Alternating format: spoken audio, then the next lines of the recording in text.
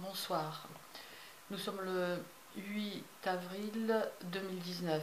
Je m'appelle Bojena Patinova. Je dénonce sur ma chaîne une criminalité relativement méconnue en France, même si ça commence petit à petit, mais très peu, à sortir au grand jour. Cette criminalité pratiquée par des armes à énergie dirigée, par des armes électromagnétiques, par des dispositifs d'attaque à distance qui causent une torture à hurler, qui agresse à travers les murs et à distance.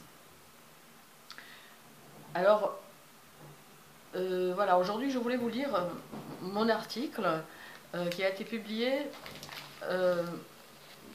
dans cette revue, donc la revue Top Secret, harcèlement électromagnétique, numéro 84 en 2016. Et c'est en fait sur l'idée de Nico Cible que j'ai repris ce texte. Et aujourd'hui, il y a certaines choses que je dirais autrement. Voilà, il y a peu de choses en France, peu de textes sur le harcèlement électromagnétique, quasiment rien d'ailleurs. Il y a le livre de Mark Filterman, Les armes de l'ombre, bien connu. Aujourd'hui, il y a Les armes psychotroniques et contrôle des populations, un texte qui est paru apparemment dans le magazine Nexus, mais j'ai pas la date. Et également l'article de Louis Freiheit, droit comparé du harcèlement électromagnétique, nécessité d'une loi française. Droit comparé, c'est-à-dire ce qui se fait ailleurs et ce qui se fait pas en France, en gros. Après, donc, il y a... voilà, c'est à peu près tout. Et si ces textes ont pu être publiés, c'est que le réseau l'a bien voulu. Le réseau étatique, parce qu'il faut savoir... il y a 3 ans, je m'en doutais peut-être, mais je ne le savais pas, qu'il y a l'État derrière. Les États européens, le gouvernement américain également, etc. Et que la situation des cibles françaises s'est aggravée, notamment depuis que nous sommes dans l'OTAN. Parce qu'ils ont plus de moyens. L'armée française est indigène. C'est le général Desportes qui dit ça dans une interview. Cherchez, regardez. Voilà. Donc il y a des lois aux États-Unis contre le harcèlement électromagnétique, c'est-à-dire contre les tortures qu'on peut infliger à travers les murs, la douleur qui est infligée par des armes électromagnétiques à travers les murs en ce même moment où je vous parle. C'est pour ça que des fois ça va partir peut-être un peu en live. J'aurai du mal à me concentrer, à trouver mes mots. Ceci est pratiqué par des criminels qui sont alentours. Ce sont les petites mains, donc des sociétés privées, de l'armée qui sous-traitent aux sociétés privées. Et tout ceci est sous la discrète surveillance de l'État. D'ailleurs, c'est lui qui le dit. Voilà, vous voyez. Voilà. Voilà. Aux États-Unis, il y a des lois contre le harcèlement électromagnétique depuis 2004 dans 3 États déjà. Et j'ai trouvé une information récemment plutôt. 13 États américains ont passé des lois concernant l'implantation illégale, non consensuelle, illégale d'un être humain avec une puce RFID, peu importe le type. Donc, il n'y a pas... j'ai pas trouvé la date pour le moment, mais cherchez. Donc, la mamie va bien... Enfin, va bien. Mais ce n'est pas elle qui est folle. Harcèlement électromagnétique, ce n'est pas vous qui êtes fou. Je disais donc dans mon texte, c'est le titre de mon texte, ce n'est pas vous les cibles. qui est folle, hein, c'est ceux que nous avons en face, de vrais psychopathes, de vrais crapules, de vrais criminels qui évoluent en impunité la plus totale depuis des décennies. Depuis des décennies. Il y en a quelques-uns de ces ordures qui ont été condamnés dans les années, enfin après la guerre, hein, suite au tribunal de Nuremberg, mais il y en a beaucoup d'autres qui ont été récupérés par les Américains et qui continuent leur crapulerie et que ça se répand à travers la planète. Donc vous voyez, voilà, donc Top Secret numéro 84. Vous avez vu mon nom, voilà, parce que voilà, excusez-moi pour ce montage maison. Harcèlement électromagnétique et harcèlement en réseau, gang stalking, ce n'est pas vous qui êtes fou. Voilà, donc merci à Nico Cible. Vous pouvez consulter sa chaîne, voilà, voir sa chaîne, il y a plein de documents très intéressants concernant quelque chose qui va vous concerner tous. Alors, il semblerait que c'est pas productif que de faire peur aux gens, mais, mais réveillez-vous, réveillez-vous, vous voyez ce qui se passe, vous voyez qui on a aux manettes, vous voyez dans quel état est le pays, la France en particulier, ensauvagée totalement,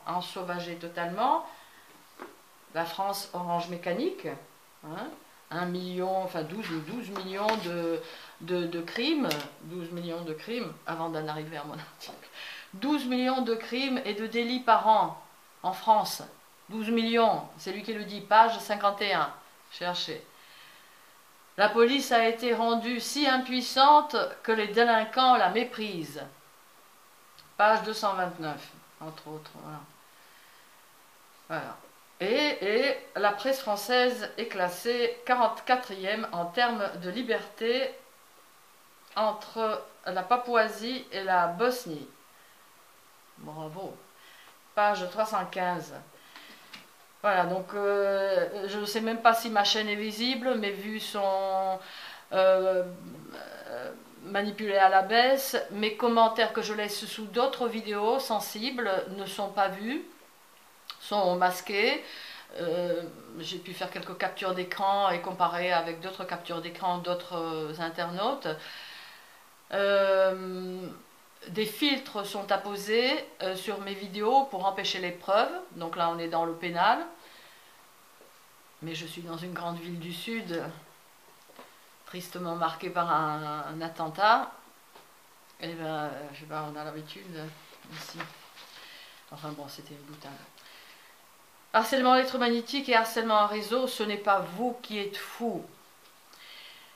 Torture électromagnétique à distance par des dispositifs et armes à énergie dirigée sévit dans le monde entier depuis des décennies, dans le plus grand silence.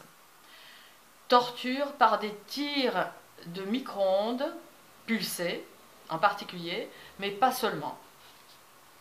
Une nouvelle high-tech criminalité liée avec le vertigineux développement des technologies est pratiquée de par le monde. Je le dirais un peu autrement aussi, mais bon. En France, en totale impunité. On peut torturer quelqu'un, il y a des femmes qui se font sauvagement torturer, qui sont sauvagement torturées. Anne Morel à Strasbourg, moi à Nice, Elena Sagnol au Puy-en-Velay, Joe Misiti vers Strasbourg par là, donc des hommes aussi bien sûr, mais souvent des femmes. Les armes électromagnétiques issues des technologies militaires de pointe sont prêtes depuis des années. Hier utilisées dans la guerre du Golfe, aujourd'hui testées sur des civils à leur insu. On vous sort de votre vie, on vous met des puces RFID, on les active, souvent quelques années plus tard, et vous êtes torturé en France en 2019. Moi, ça fait 5 ans que je suis là-dedans. 5 ans. Donc, ces armes testées dans la guerre du Golfe. Alors autant à Guantanamo que dans les pays berceaux des droits de l'homme. Ces armes sont testées. Des milliers de personnes à travers la planète prises pour des cobayes par des complexes militaro-industriels. Des personnes sont implantées sans consentement. La réalité dépasse toute science-fiction, notamment en contrôle mental, par les armes électromagnétiques précisément, émettant à basse et à ultra basse fréquence. Il est possible de la sorte d'influer sur le comportement d'un être humain, sur sa volonté, sur ses choix. La lecture de ces pensées, fiction rêvée des scientifiques et l'industrie militaire, est devenue la réalité. Dans l'ignorance générale, en France. En France, c'est verrouillé, hein, les sources sont verrouillées. Comparé à la Russie, comparé aux États-Unis, où l'accès aux informations est beaucoup plus facile. Alors, donc dans l'ignorance générale, même si certaines revues s'en font un timide écho, il faut tout de même un peu informer le kidam de ce qui lui pend au nez. Des articles vantent alors les progrès inédits de tout interconnecté avec, en tête, l'ordinateur et le cerveau humain. Il n'est pas vraiment précisé qu'il peut s'agir du vôtre et surtout à votre insu. Car ces technologies sont développées en secret, sont frappées de secret défense. C'est dans ce cadre de l'étouffé que se développe depuis des décennies le harcèlement électromagnétique secret.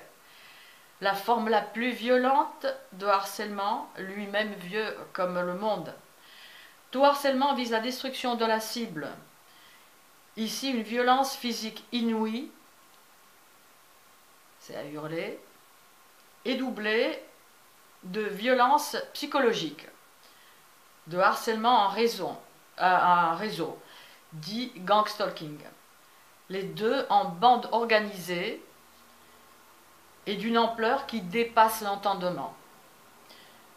Le but de cette masse de criminels est de voir la cible mourir, se suicider de préférence.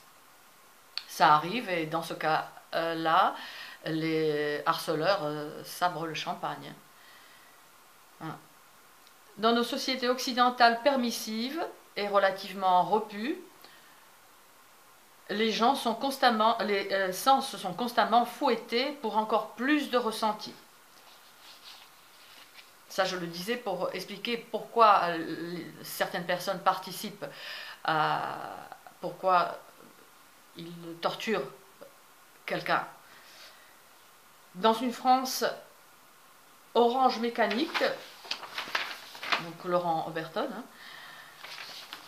ultra violente, ensauvagée, non tenue ni par la loi et sa correcte application, ni par la loi, ni par la foi, le harcèlement, autant électromagnétique que gangstalking, représente une reality show à ciel ouvert. Aujourd'hui, je dirais, comme tant d'autres cibles, nous disons, c'est un camp de concentration à ciel ouvert. 30 ans de high-tech criminalité secrète, au bas mot, oui au bas mot, 40, on peut aller jusqu'à 50-60 années de criminalité. High-tech criminalité. En France, une omerta totale alors que certains pays commencent à légiférer, donc les États-Unis, la Russie. Le temps est venu de dénoncer cette ignominie nazie. Se renseigner déjà est un acte militant. Nous sommes des milliers de cibles à travers le monde. Et précision à l'adresse des harceleurs, nous, vous, sommes tous des cibles potentielles. La suite prochainement.